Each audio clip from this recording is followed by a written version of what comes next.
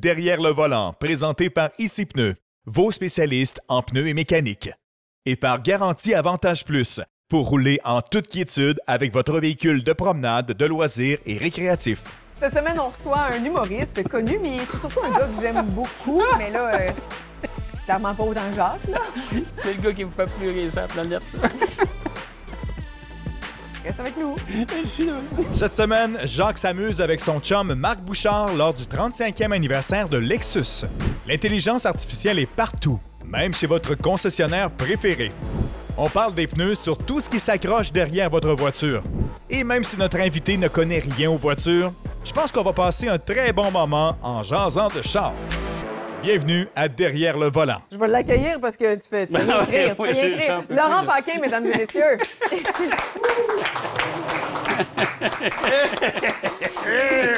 Salut, ça va bien? Ça va, toi? écoute. Merci d'être là. Le rire est communicatif, hein? Ah, ouais, là, écoute. Je faisais juste l'entendre rire en arrière, puis j'étais crampé. Je vais être honnête avec toi, il y en a deux vraiment qui me font rire. Il y a toi, Ouais? puis tu devrais faire un duo avec Simon Leblanc. Ah, ça, c'est une belle... OK. Ouais. Est-ce que tu aimes les autos? Oui. Ben, je suis pas un gars de char, par exemple. OK. Je suis pas un gars de char dans le sens que je connais pas ça, OK. mais j'aime mon char. J'ai une relation émotive avec mon char. T'avais peur que j'aille ailleurs? T'avais peur? Moi aussi. Moi-même, j'ai eu peur en le disant. Mais non, mais moi, j'ai des souvenirs reliés à mes chars. OK. Puis quand je reçois mon char, il y a quelque chose de... Tu l'aimes, ton char. Puis mon premier char, mon attachement était émotif. Je repense à ce char-là en me disant « Ah, je l'ai peut-être donné trop vite. J'aurais peut-être dû le garder. » C'est une vieille Corolla, 89, qui avait 325 000 km quand je l'ai lâché. Mais ça, c'est ta mère qui te l'a donné. Ma mère m'a donné ça. Elle te l'a vendu. Elle était supposée me la vendre. Mais tu t'en payais pas.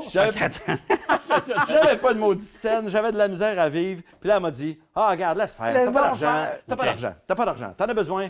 Garde-la, là. » Puis elle n'avait pas besoin de cet argent-là. Fait que ça m'a donné un solide coup de main. Parce que le premier char, c'est le char qui t'ouvre les portes de la liberté. Tu comprends-tu? Quand tu es à la merci d'un livre des autres. J'avais commencé à louer des autos pour quand j'avais besoin de partir loin pour un événement, un corpo, des spectacles. Mais quand tu as ton premier char, là...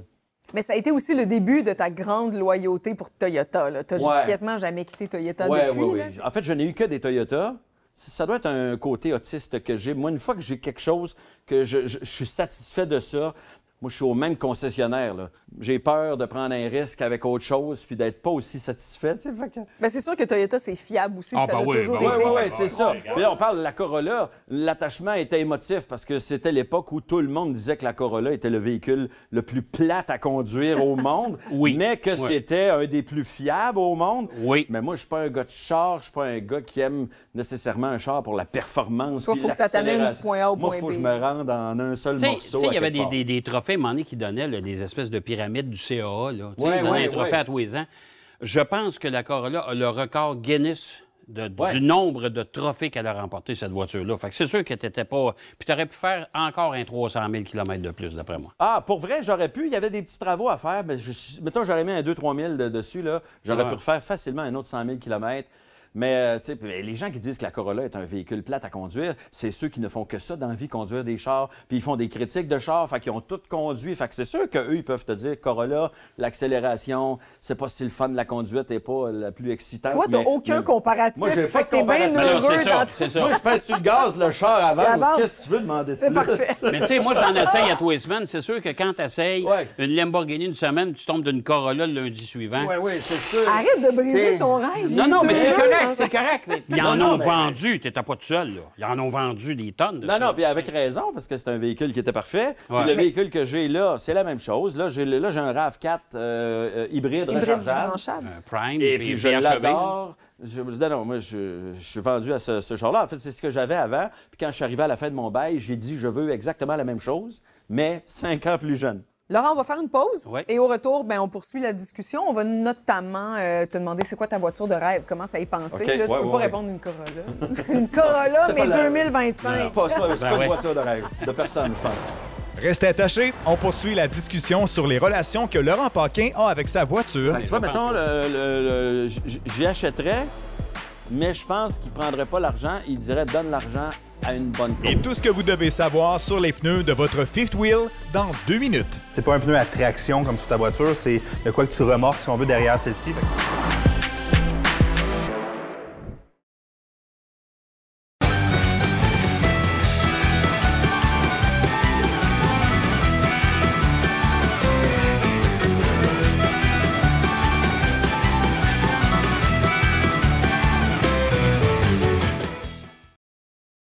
Nathan, c'est le début de la belle saison.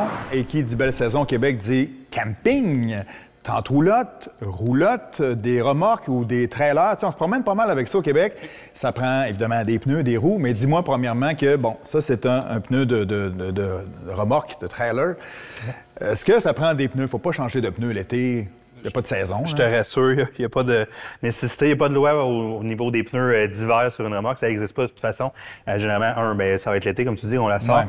Puis, c'est pas un pneu à traction comme sur ta voiture, c'est de quoi que tu remorques, si on veut, derrière celle-ci. Fait que, grosso modo, tu as besoin d'évacuer l'eau et de supporter la charge que tu transportes. C'est tout ce qu'il a besoin de faire, ce pneu-là. Donc, il n'y a pas de nécessité de remplacement à chaque saison. Mais ça roule quand même. Là, ça s'use quand même un petit peu. Malgré, je ne vais pas si loin que ça en général. Maintenant qu'on sort, je ne sais pas, 5-6 fois avec notre tente roulotte, notre roulotte, où on peut faire du camping saisonnier aussi. Donc, ça ne s'use pas comme une voiture. Là. Non plus, effectivement, tu fais peu de millage. Bien, il y en a qui en font plus un peu, mais souvent, tu vas remplacer un pneu comme celui-là par rapport au vieillissement.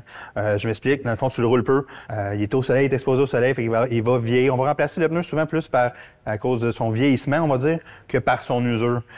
C'est des signes que tu dois observer avant de sortir justement ta roulotte ou remorque au printemps. Est-ce que le pneu a commencé à fissurer? Est-ce que le caoutchouc a de l'air séché? Tu vas avoir des petites craques apparaître sur le côté ou entre les blocs. Quand tu commences à voir ça, faut que tu le remplaces parce que ça va être dangereux. Dans le fond, quand tu vas l'amener sur la route, il s'agit qu'un impact, quelque chose de genre, et peut exploser. Donc, effectivement, le pneu, tu ne l'amèneras peut-être pas à la fin par son usure, mais par son vieillissement. Comment je fais pour protéger ça, là, le soleil? Parce qu'on en veut du soleil au camping, mais là, si le soleil, c'est pas bon. Bien, souvent, tu vas voir dans les campings, justement, que les gens qui sont là à l'année, des petites housses sur les pneus. C'est joli, mais c'est surtout pour protéger le pneu. C'est comme une petite housse de barbecue, mais sur le pneu. Moi, je pensais que c'est pour être beau, mais aussi, ça sert à quelque chose. Un n'empêche pas l'autre. Bien, bonne saison de camping. Mon cher Laurent, je te fais un chèque en blanc. Tu marques le montant que tu veux, mais à condition que tu achètes ta voiture de rêve. Oui. Yvon Deschamps a acheté la voiture de son idole, Charlie Chaplin. Puis moi, ben, j'aimerais ça avoir la Bentley de Yvon Deschamps, qui l'a eu de Charlie Chaplin. Mais c'est pas à cause du char. Mais moi, c'est juste parce que c'est le char Charlie Chaplin, Yvon Deschamps, Laurent Paquin. Ouais, maintenant, on peut le dire. Y en as-tu parlé? Exactement. Ben non, j'oserais jamais. C'est lancé dans l'univers. Je sais même pas s'il l'a encore, en fait, mais... Je ne sais pas s'il l'a encore. Je pense que oui. Je m'avance, là. Fait que tu vois, mettons, j'y achèterais, mais je pense qu'il prendrait pas l'argent. Il dirait, donne l'argent à une bonne cause. Mais toi, là, je te dirais, là, tu t'achètes une Ferrari ou une patente de Ça t'excite pas, pantoute? Non. Non, ça m'excite pas, moi. Non? Moi, je préférerais penser utile. OK. J'irais... Un jour, j'espère avoir un vrai char électrique. Entièrement électrique. Je pense que tu roules trop pour ça. Je roule beaucoup pour ça. Puis moi, commencer à faire mon itinéraire en fonction des prises de courant sur le trajet, là... T'aimerais pas ça? Ouais, mais à cette heure, on me dit que ça va vite. Puis j'ai parlé à des gens qui avaient des véhicules électriques qui me disaient... Tu finis par t'habituer. Tu fais ton itinéraire en sachant que si tu t'en vas à Québec, bon, ben tu sais que sur le trajet, il va y avoir une prise à tel endroit, il va y en avoir un autre plus loin là-bas. Il y en a de plus en plus. Puis de plus en plus, la recharge se fait rapidement. Ouais. Mais si t'arrives puis il y a 2 prises, puis les 2 sont prises... C'est ça que j'allais dire, moi. T'es le troisième en arrière. L'enjeu, c'est plus de trouver les bornes, mais c'est parce que là, en plus, tu fais la file d'attente. Fait que là, t'attends 40 minutes pour avoir ta borne sur laquelle t'es branché 20 minutes. Là, ça commence à être une perte de temps. Fait que là, t'es à une heure assis dans ton auto. Puis il va y avoir de plus en plus d'autos rechargeables. En plus. Fait que si le nombre de prises de recharge augmente pas, on va, en tout cas, bref, mais c'est ça. Mais j'y pense de plus en plus. J'ai une voiture électrique, puis je suis vendue, j'adore ça. Mais c'est juste que c'est à considérer. Quand tu le beau compromis, c'est une voiture hybride rechargeable comme tu as là. Mais j'aimerais ça qu'elle soit un petit peu plus autonome. Avec une autonomie de 100 km et plus. C'est ça. Moi, l'hiver, ça descend quasiment à 40. Ouais. Moi, mettons, je fais Montréal-Longueuil. J'habite sur la Rive-Sud à Longueuil. Je peux passer des jours et des jours sans mettre une seule goutte d'essence parce que je fais des trajets. Je peux aller faire un show à Brossard, je peux aller faire un show à Montréal, puis revenir chez moi. Puis j'ai encore... La brancher chaque fois. Oui, c'est ça. Je la branche à tous les soirs. Ça, j'adore ça. Ça, je trouve ça formidable. Bon, là, on va sortir des voitures électriques. Eve, il y a quelque chose à te proposer. Oui, là, je t'amène de l'autre côté où c'est tout sauf électrique. C'est branché pareil? Oui. As-tu de l'expérience en simulateur? J'ai comme un feeling que non. Là. Je sais pas Mario Kart. Moi, je suis très... Mon expérience de simulateur, c'est Mario Kart. Un peu plus de chaleur, un peu plus de vibration, c'est ce que je t'annonce. On peut pas lancer des coquilles de tortue. Tu peux me pitcher une banane si tu veux. Tu fais ce que tu veux. Ouais. Alors, je t'amène là, puis après, on revient pour tes commentaires, tes impressions. OK, parfait. J'ai un peu peur, quand même. Ne bougez pas de votre siège. Après la pause, on déroule le tapis blanc pour souligner les 35 ans de Lexus au Canada. Avec tous les produits Lexus, du côté des VUS seulement. On n'a pas de voiture aujourd'hui parce qu'on va aussi faire un peu de hors-route. Et notre invité Laurent Paquin va jouer à notre gros jeu vidéo en studio qu'on appelle le simulateur. Là, je sens que sur le dossier de mon banc, j'ai des vibrations.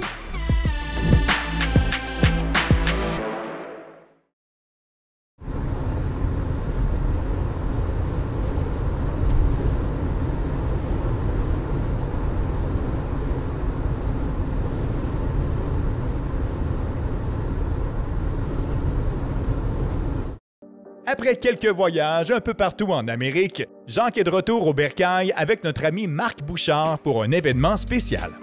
Alors, on se retrouve du côté de Baie-Saint-Paul cette fois-ci avec Lexus qui célèbre son 35e anniversaire cette année. 35 ans au Canada, après le 60 ans chez Toyota. Je suis en compagnie de Marc Bouchard qui est bien sûr collaborateur régulier à l'émission Derrière le volant à la radio. Salut mon cher Marc. Salut mon cher. Il fait très beau. Je pense qu'on aura le droit à une journée pas mal magnifique, c'est le cas de le dire, avec tous les produits Lexus du côté des VUS seulement. On n'a pas de voiture aujourd'hui parce qu'on va aussi faire un peu de hors-route. On va mesurer justement les capacités des véhicules, mais 35 ans de Lexus au Canada, c'est quand même quelque chose. C'est très important, mais on ne saisit pas vraiment toute l'importance que le Canada a pour Lexus. J'avoue que même moi, j'ai appris plein de choses. La compagnie existe depuis 1989, mais dès 1990, elle était implantée au Canada. Et au fil des années, on a commencé avec la grosse LS, la grosse berline de luxe, la ES. Et la première année, les ventes n'étaient pas nécessairement très spectaculaires. On parle d'à peu près 600 unités la première année. Ça prend des gens optimistes pour continuer. Mais au fil des années, on est devenu le 4e marché mondial en importance pour Lexus. C'est gigantesque. Depuis le début de l'année 2025, Lexus est numéro 1 dans les ventes de véhicules de luxe au pays. Alors, c'est une progression spectaculaire. Tout ça avec des véhicules, bien sûr, comme le GX qui est aux côtés de nous, comme le LX et plein d'autres, dont le RX et le NX, qui sont en plus de fabrication canadienne. Parce que ça, c'est l'autre élément. Lexus est très, très bien implanté au sein de l'industrie avec une usine TMMC, qui est Toyota Motor Manufacturing Company, qui sont installés en Ontario et qui fabriquent des Lexus chez nous.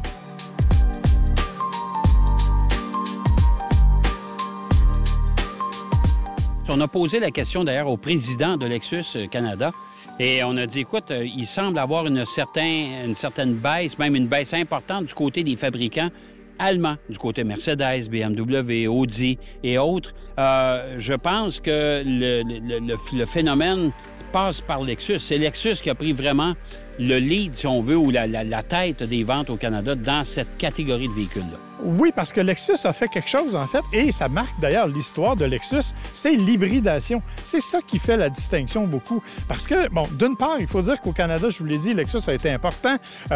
On a la première usine Lexus en dehors du Japon qui a été faite en Ontario. On a fait le premier VUS hybride, le premier moteur V8 hybride. Ça a tout été fait par Lexus au Canada. Donc, on a vraiment misé énormément sur des produits hybrides. Aujourd'hui encore, le RX est fait chez nous. Il y a une seule version du RX hybride qui n'est pas faite chez nous au Canada, c'est la version hybride branchable. Les autres sont toutes assemblées en Ontario. Même chose du côté du NX. Donc, on a vraiment pris le tournant de l'hybridation, et bien sûr des gros VUS, là, mais de grand luxe. Mais l'hybridation, c'est ce qui a permis vraiment à la compagnie de s'implanter au pays. Alors, on va continuer notre journée. Évidemment, on va faire des randonnées sur route. On ne fera pas seulement que du hors-route, on va faire des randonnées sur route. Mais encore une fois, bonne fête Lexus pour vos 35 ans au Canada. C'est vraiment une belle réussite.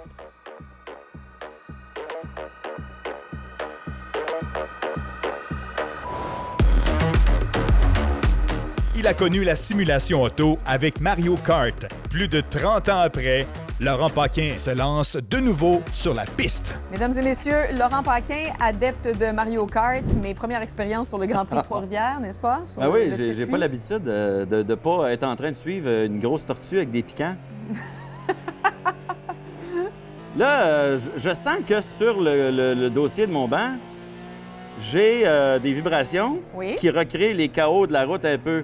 Mais mettons, je fonce dans un mur. Est-ce que c'est dangereux pour ma survie? C'est pas dangereux, mais tu vas tout sentir. Tu vas tout sentir. Oui, tu vas voir, ça va t'arriver, je suis pas inquiète. Eh, Seigneur. Hey, les gens qui écoutent et qui voient ce que je vois présentement, ils doivent me trouver pépère en tabarouette. Mais toi qui fais beaucoup de routes, Laurent, quel genre de conducteur t'es sur l'autoroute, mettons?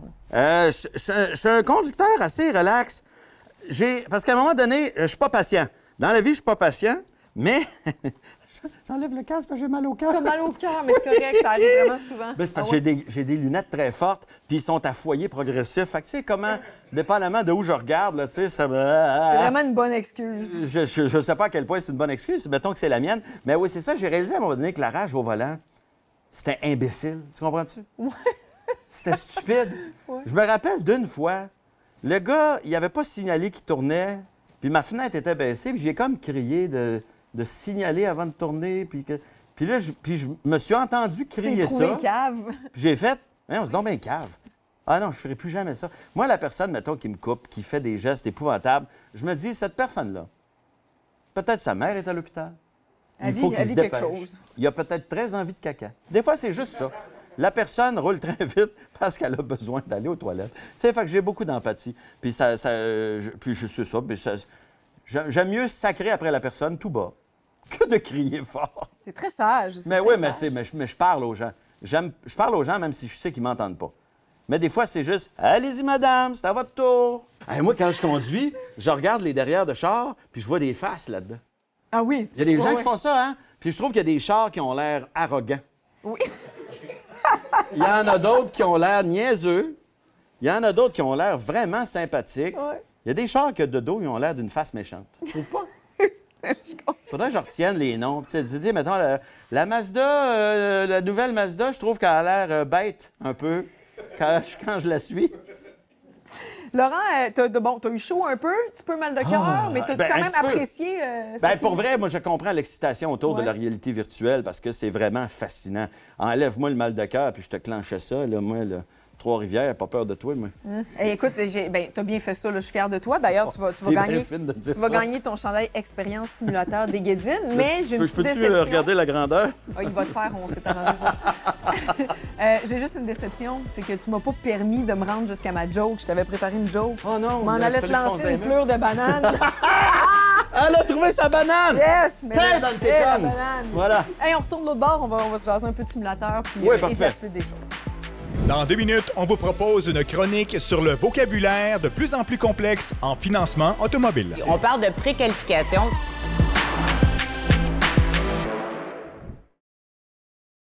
Parlons vocabulaire dans cette chronique finance. On arrive chez le concessionnaire, on est pressé, là, on veut magasiner tout de suite. Là, on a besoin qualifié, pré-approuvé, pré-qualifié, approbation. Demêle-nous ça parce que, bon, il y a plein d'affaires qui se passent. On évolue. Le système automobile évolue. En fait, le milieu automobile évolue avec l'intelligence artificielle. C'est pas dangereux. Non, aucunement. Au contraire, ça n'affecte même pas votre code de crédit. On parle de préqualification. Vous allez voir, vous allez retrouver de plus en plus des petits codes QR comme celui-ci. Vous pouvez également les retrouver du côté des sites Internet des concessionnaires. On va se faire préqualifier. Super important, ça n'affecte pas votre cote de crédit. On remplit un formulaire. Information générale à ce moment-là. Exactement. On remplit avec le meilleur de sa connaissance et ça va nous donner un très bon indicateur à savoir si on passe pour tel ou tel genre de véhicule. C'est comme un premier triage, dans le fond. Tu dis, OK, on va vers ça ou pas. Oui, exactement. Ensuite, approbation, préapprobation? Préapprobation, en fait. Préapprobation. Et là, il faut faire attention, c'est une demande officielle qui va être faite du côté des banques, donc ça affecte sa cote de crédit. Okay.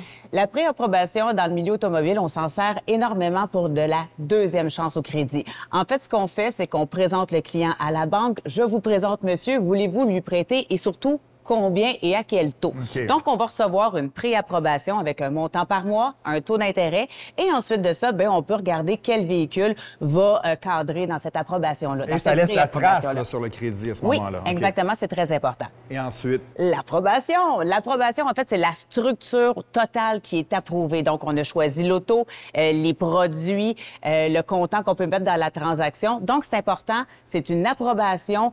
On peut repartir avec son véhicule après ça. Parfois, il y a des petites conditions. Et si on veut changer de véhicule, ce qui est important, c'est qu'on ne fera pas une autre demande, mais il faut quand même demander la permission à la banque. Si on change de véhicule, les chiffres ont changé pour que notre approbation soit valide. Mon cher Laurent. Ça ne fut pas concluant. Ça ne fut pas concluant. Pas si pire, c'était Je pas si pire. m'attendais à trouver ça plus facile, mais je comprends le buzz. Mais m'a dit, il fait chaud à Trois-Rivières, hein? Oui, mais écoute, c'est assez particulier. Moi, j'ai eu de la difficulté, moi aussi. Le feeling est vraiment bizarre. Ouais. Mais des fois, je pense que c'est une question d'âge. Mais c'est une question de pratique aussi. Ouais. Tu le ferais 10 fois, tu serais correct au bout de la Mettons, 10e tu sais, juste les manèges à la ronde, quand j'étais jeune, je les faisais toutes. Il n'y a rien qui me faisait À peur. 30 ans, ça finit, ça. Quand mes enfants sont devenus assez grands pour aller faire les montagnes russes, j'ai voulu en faire une avec mon fils. Je suis sorti de là. Écoute, j'étais pas drette dans mes souliers. J'avais l'impression que j'allais perdre connaissance. Fait que j'ai fait, OK, non, je suis trop vieux. Je suis rendu trop vieux. Mais je ne sais pas si c'est une question d'âge. Je pense que je vais occuper 8 secondes de notre show pour vous conter une courte anecdote que moi, j'ai toujours été très à l'aise dans les manèges. Et le dernier que j'ai fait, j'étais dans une petite cabine avec une petite fille que je connaissais pas. Puis j'ai fait une joke avant de partir. Tu me vomis pas dessus, là? 2 minutes plus tard, je vomis dans la capsule. La petite fille était à ma gauche. C'était les tasses, hein? Les tasses qui tournent. Non, c'était pas les tasses, mais c'était comme le zipper, cabine qui tourne sur elle-même. En plus, j'ai vomi sur un enfant. Ça a été ma dernière expérience de manège. Fin de l'anecdote. C'est de toute beauté. De toute beauté. Mais pense à cette petite fille-là qui a maintenant une anecdote à raconter pour le reste de ses jours. C'est un beau cadeau que tu y as fait. C'est un petit traumatisme. Beau cadeau. Mais c'est vrai que c'est vraiment spécial. C'est ton cerveau qui ne comprend pas. Oui, c'est ça. C'est mon cerveau qui a de la misère. Et puis ça m'a donné chaud. Oui, c'est sûr. Tout le monde a chaud. Tout le monde a chaud. Ah oui? OK, je suis pas tout seul. Non, t'es pas tout seul. Non, t'es pas tout seul. Tu me rassures. Vas-y, oui. Il y a des affaires qui s'en viennent. Là, hein? Là, on est en plein... Tu as des spectacles, évidemment. Oui. Là, on est dans une chire de dîner de con. On fait ça tout le mois de mai, juin. On se promène. On va en refaire aussi à l'automne, je pense bien. Aller chercher ça. Googler dîner de con. Mais ça, là, à la base, ça ne devait pas durer aussi longtemps que ça. C'était pas supposé. On parle de théâtre, là. Mais on savait que ça allait marcher. Oui. Puis quand on a commencé à répéter, on avait l'impression qu'on avait un hit entre les mains, puis on s'est dit, je pense qu'on pourrait le jouer longtemps. Puis André Robitaille, qui faisait la mise en scène, nous avait dit à Normand D'Amour et moi, il dit, cette pièce-là, on va la jouer tant que ça va vous tenter de le faire. Puis Normand, il m'avait dit à un moment donné, moi, je pourrais jouer cette pièce-là jusqu'à la fin de mes jours.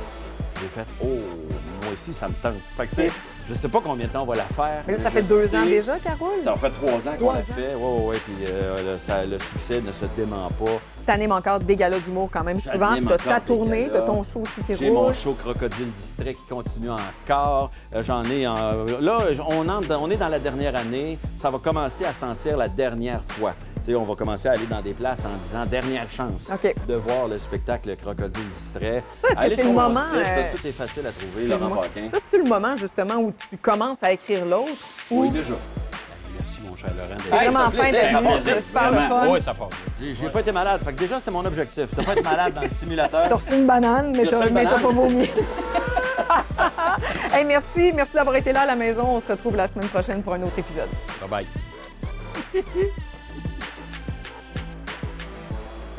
Derrière le volant vous a été présenté par Ici Pneus, vos spécialistes en pneus et mécanique, et par Garantie Avantage Plus, pour rouler en toute quiétude avec votre véhicule de promenade, de loisirs et récréatif.